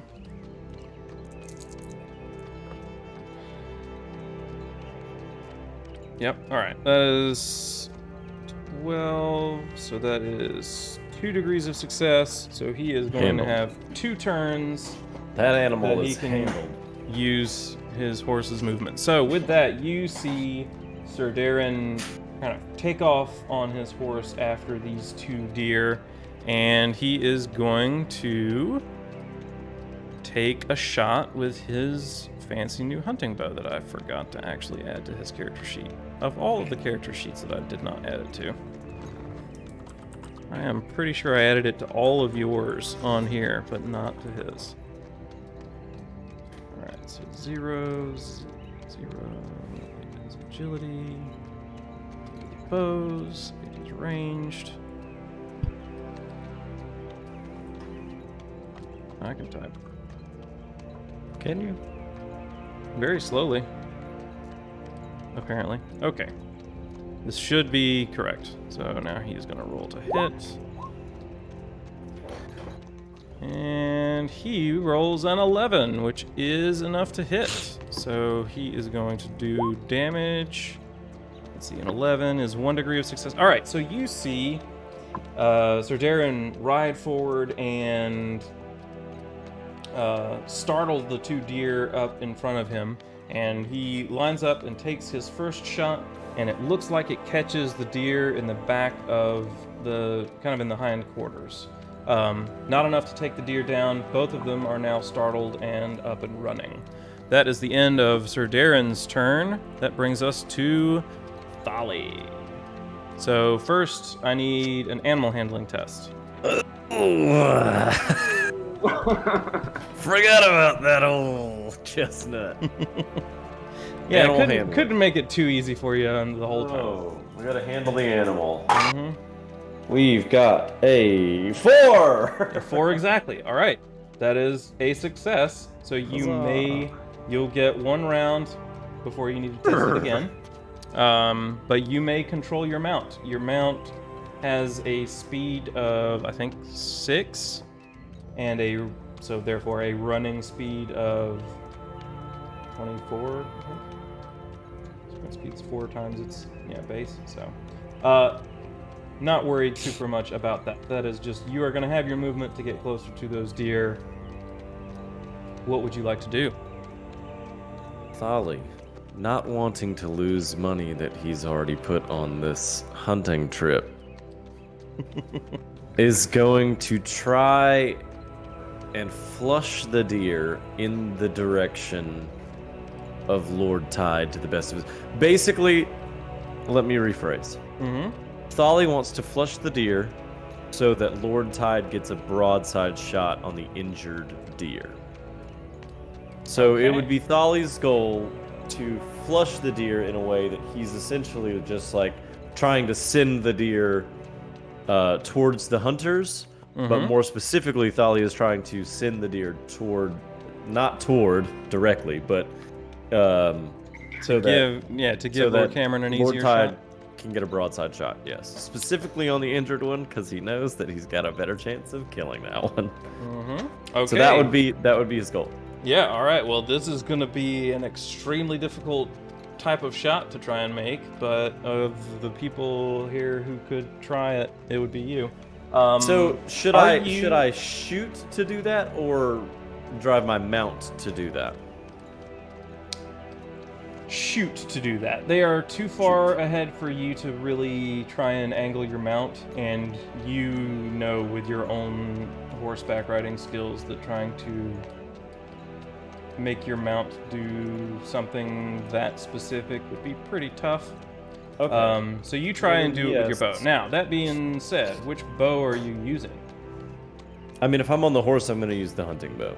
Okay, so go ahead and test marksmanship. You don't have any penalty dice, so it is just a marksmanship with bows bonus dice. Yeah, this is a lot of dice. Oh, you play this game. And I removed the lowest. So yeah, you've got a dice. 7, rank 7 in marksmanship, and then you've got 5 bonus dice in bows, right? All right, yeah. Yeah, Okay. so you're rolling so 12, taking we've 5. got, Taking the top 7, taking away 5. 26. 26, okay. 12 and 12 and 2, yes. Yes, with a 26, you are able to quickly judge where the deer is going to be running off to. I mean, hunting deer in the woods is something that you have done Since a I lot, was a child, since you were very young. Yes, this is kind of what you, not what you grew up doing, but one of the things you grew up doing for sure. So you're able to pretty accurately predict where this deer is going to try and go, and you send an arrow off in that direction to startle it and send it kind of back towards the group a little ways. Yeah, you did startle, and it was the wounded one that you startled in that direction. Is that it for your action? Yeah, Tholly's just gonna go as he does it and pretend that he missed. Okay. I'm not gonna make you roll to be deceptive there. I think, given the circumstances, nobody's really questioning that. So Sure. All right, that moves us to whomstever the fuck this is. They both rolled the same, so it's gonna be Brendeth. Is going to make his shot. Where's? Are you kidding me? All right, well, we're just gonna do it the old-fashioned way then. Give any of these people the right thing. He is going to take his shot with his hunting bow, and it will miss, going off just to the left of the injured deer that you saw. And I also forgot to have him do his animal handling. Let me have him do that too. See if he goes anywhere. He does not go anywhere. Oh wait, yes he does. That's a 4 that he's trying to beat. He is able to get his horse to move in the right direction. Did you move on your turn too? Did you kind of chase after them at all? Yeah, I mean, I can say that I did. I thought that the flushing would have been a mount move, but since it wasn't, yeah, I can just reposition myself. Okay. Anything advantageous. Yeah, you're just trying to get into a better spot for the future. Sure. Yeah, okay. So Brendeth is able to make a little bit of headway towards the deer, fires off a shot, but it unfortunately does not connect. Next up, Sabas will check animal handling. He succeeds with a 7, and then he will fire his shot at this wounded deer and rolls a 4. Nice. So that is also going to miss. It checks off of the trunk of a tree nearby and skitters into the grass, lost to the world. So that is those two. Next up, Lord Camren gets to take his shot. You have now flushed this deer in a way as to be advantageous to him. So what I am gonna do is I am going to treat that as though you assisted him. Sweet. So, and because you're assisting with marksmanship, your marksmanship is a 7. Yep. All right, so your assist is going to add half of your ranks to whatever he rolls, Okay. which rounded down is a 3. So you're adding Okay. a 3 to his marksmanship test. So I will do this here since it'll be wrong if I do it there. That is a 10. A 10 would have hit anyway, but a 13 definitely does. And let's see what that does it based on. Agility.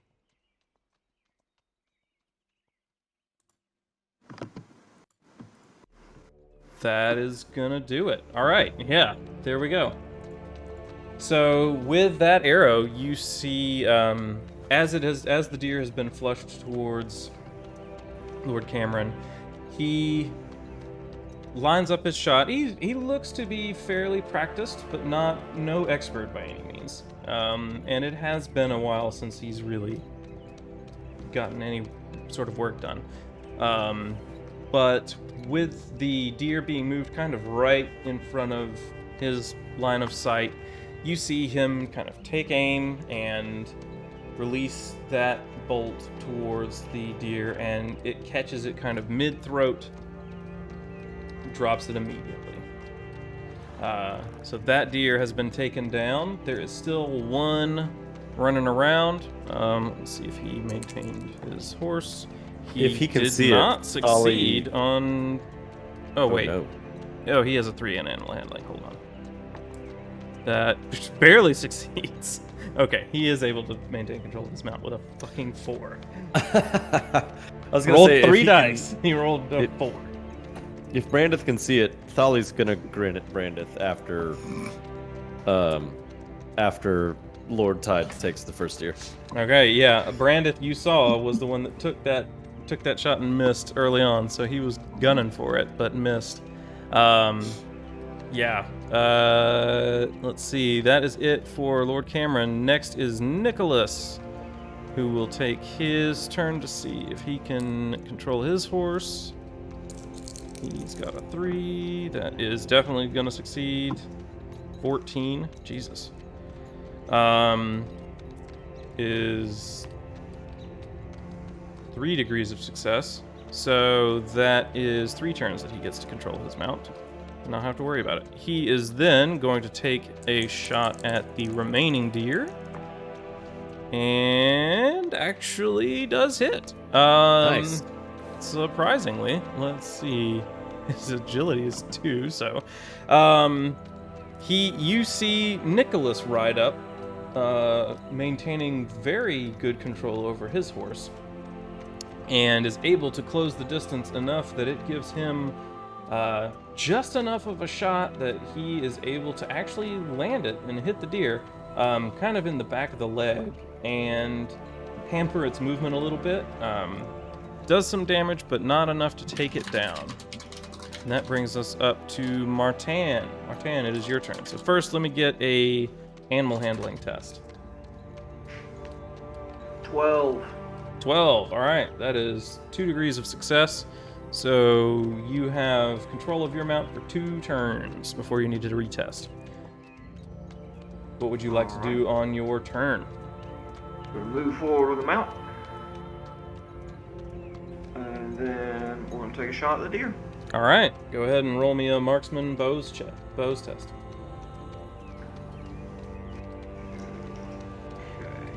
Shoot him. So- Christ.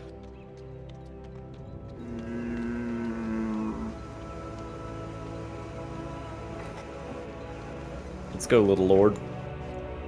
Just a second. Let me check something real quick. Oh, he's checking something. That's scary. What is this?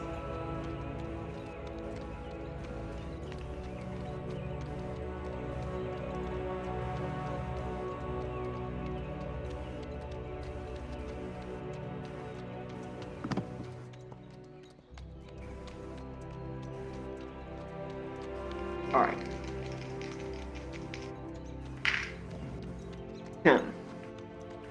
10. 10 hits. What is your agility, or what is your damage with the hunting bow? It's just agility. I think. Alright, and what is your agility? 2. It's a 2. Alright, so it's the same as old Nicholas. You fire your arrow, and it also connects with the deer and hits it kind of in the middle of the back on the other side. Enough to draw blood, enough to see that you've done damage, not quite enough to take it down the rest of the way. And that brings us to Raduva. Hey, it's me. Mm-hmm. Once again. Back up at the top.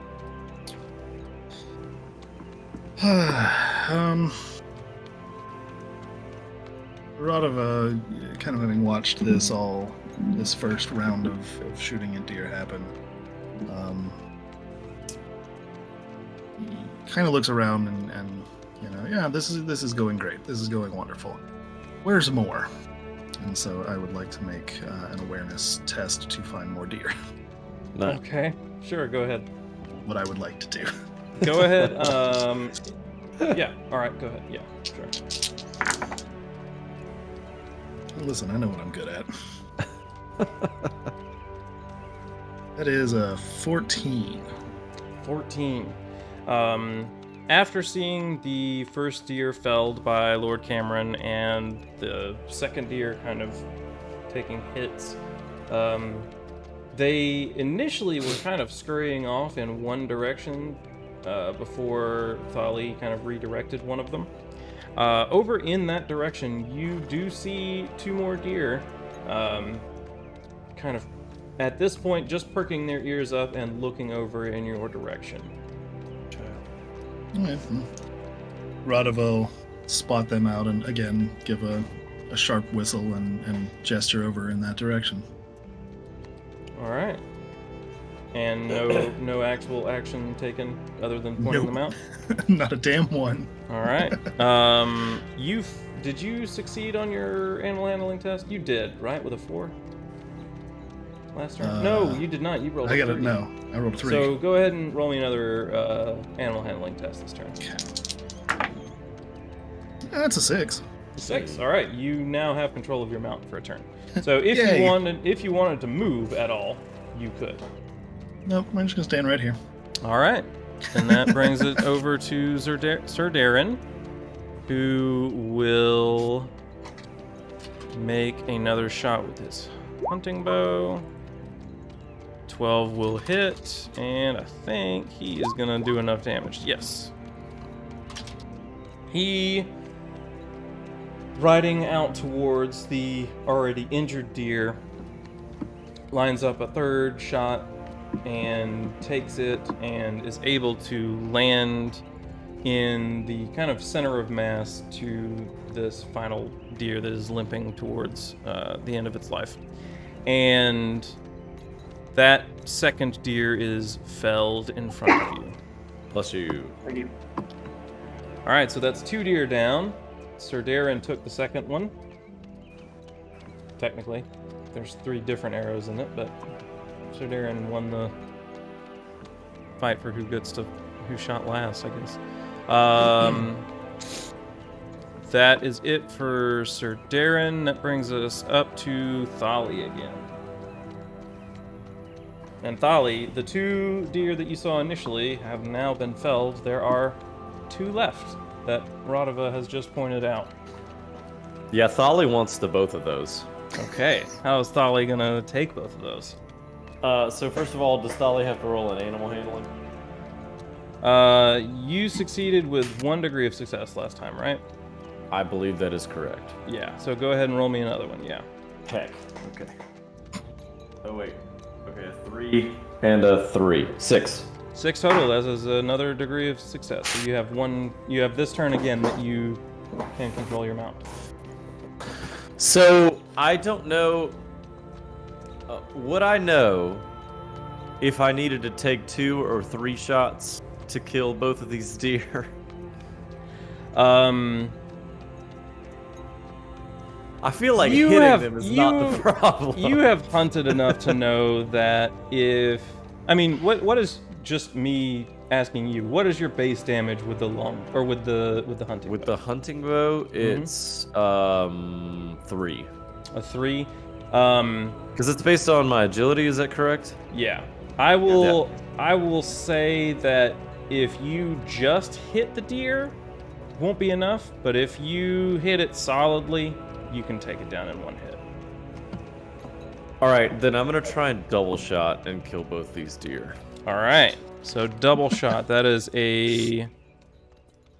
what do they call those? A benefit, I think, is what it's called in this game. So yeah, that one, I don't remember the exact wording on, but I think it is that you can just apply... where is it listed on here? I think I added it. Double shot. Fire 2 arrows as a greater action, but take a penalty dice on each one. Okay, so...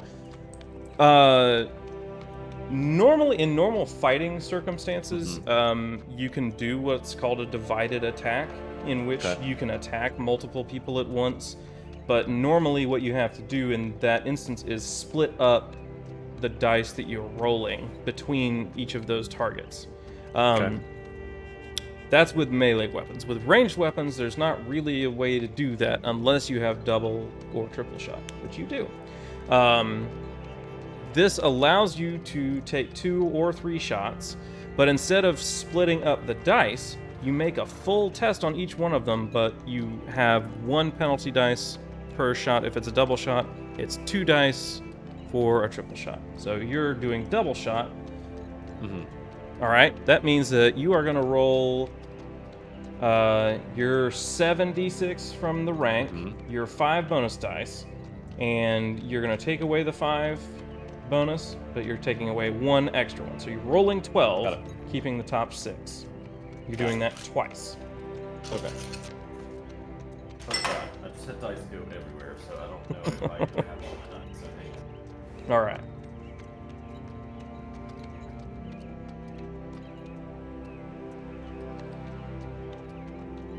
Okay, only dice, so that's good. And I'm dropping 6. Yeah, drop the lowest 6. Because you got your 5 bonus and then the 1 penalty. Good lord. It's still too much. Still too It's much. still a lot. Yeah. 29. 29. Okay. 29. How many 6s are in there? 1. There's 1 6 in there. All right. Let me see if there's anything special for. Let's see.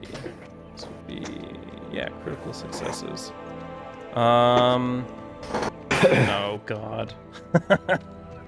So normally, I've told you now about critical failures being all ones. In combat, a critical success is if you double your opponent's combat defense with a hit. If you do, then any 6s that you had in that roll add up, and they may increase the weapon's base damage. They may increase, so 1 6 on a critical success, which is what you got, is you land a solid blow, increase the base damage of your weapon for this attack by +2. So the base weapon of that, I think, was 3. It is now a 5. 5. Right. And then you said a 22 is what you rolled? 29. A 29. Okay, yeah, that's definitely 4 degrees of success. So it is 4 times the 5. Jesus So 20 Christ. Damage, 20 damage is what you have going at this deer. Okay. So it's like you hit it with your longbow. So, Might as well, yeah. Yeah. So Tholly, Which, has in only- case it's not clear, is enough to kill the deer outright, no problem. I figured that might be the case. Tholly's gonna hit it directly through the heart. Okay. Tholly hunts for food Mm-hmm. and rarely hunts for sport. So directly through the heart, try and get it to stiffen up and fall. You know, if it runs, it runs. But killing it for food, not for sport. Yeah, you fire that shot, and it takes it directly in the heart. You see it stumble forward for a second and then collapse, not moving. All right, go ahead. And take your second shot. Yeah. We got some sixes, boys. Good. This is gonna be stupid. This is all like really fast, like, you know, firing 2 arrows at once, killing a deer, all happens super fast. Yeah, you're A firing. lot of us so used to it though that he's just watching everyone else experience this with this sort of smug, like, I told you I wasn't bullshitting you. Okay. That's a 30 with 2 sixes. 2 sixes. All right.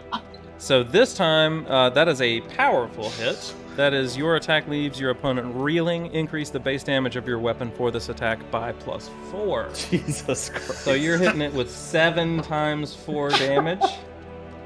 A bit. So what do you do to this poor fucking deer? I mean, so Tholly is literally just gonna pull one from the quiver, aim, and shoot. One from the quiver, aim, and shoot. Heart shot, almost precisely the same spot. I mean, to the naked eye, it's the exact same spot. And watch 2 deer fall. Yeah. I mean, a turn is 6 seconds. You fire 2 arrows in that 6 seconds, which is like a fast archer. Thinking in terms of like what would be considered fast archery. Somebody shooting an arrow from a bow every 4 seconds is considered pretty quick. You have fired 2 in the span of 6. So you're a little ahead of some really fast archers with this. Now, I can do more. some of the people present know that you are capable of doing more than that. But to the people, to Brendeth and Sabas and Lord Camren Tide, what you have just done is you took down both of those deer with heart shots. They hit the ground before the people in your party knew that before some of them even knew that they were there, because Raduva had just pointed out where they were, and before they've even gotten a chance to move, you have taken both of them down in each of their last heartbeats. So nods at Raduva, thanks him, and winks at Brendeth again. Yeah, and when you look over at smiles and Brendeth, waves. yeah, anyone that looks over at Brendeth sees just kind of a shocked acceptance as he has Relief he didn't take that other bet. Yeah, I mean, yeah, he's not only is he thankful he didn't take that other bet, he is just surprised at what he's seen. He hasn't seen anything like that before. That is clear to you that none of the people here have seen archery quite to this level.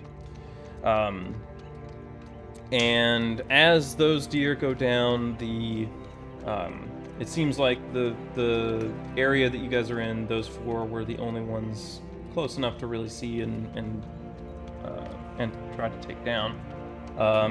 In very quick succession. I mean, you saw them, less than half a minute ago, and now they're all dead.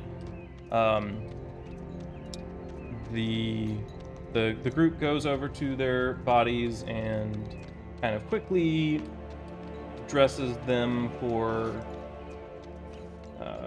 travel.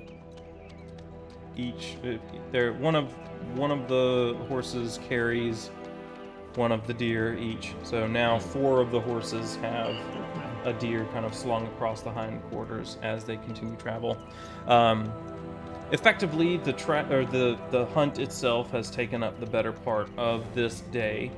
Not only the chasing of the deer, finding where they were going to be, but the kind of rooting them out and cleaning, preparing them. That evening, you sit down for another evening of watches, and ready yourself for a renewal of the hunt in the morning. As I still have quite a little bit of hunt left, and it is now approaching 11, I am going to call it there. I think that's reasonable. But yeah, you guys got a little bit of hunt in you, and you know better what to prepare for, or not prepare for, but what to expect the next session. And of course, yet again, I get not even really halfway through the notes that I had prepared for tonight's session. So that's okay though. That just means I'm more prepared for next time. Yeah. All right. Well, that is where we're gonna call it. So I will say thank you guys all for watching, and we will catch up with you next time. Thanks.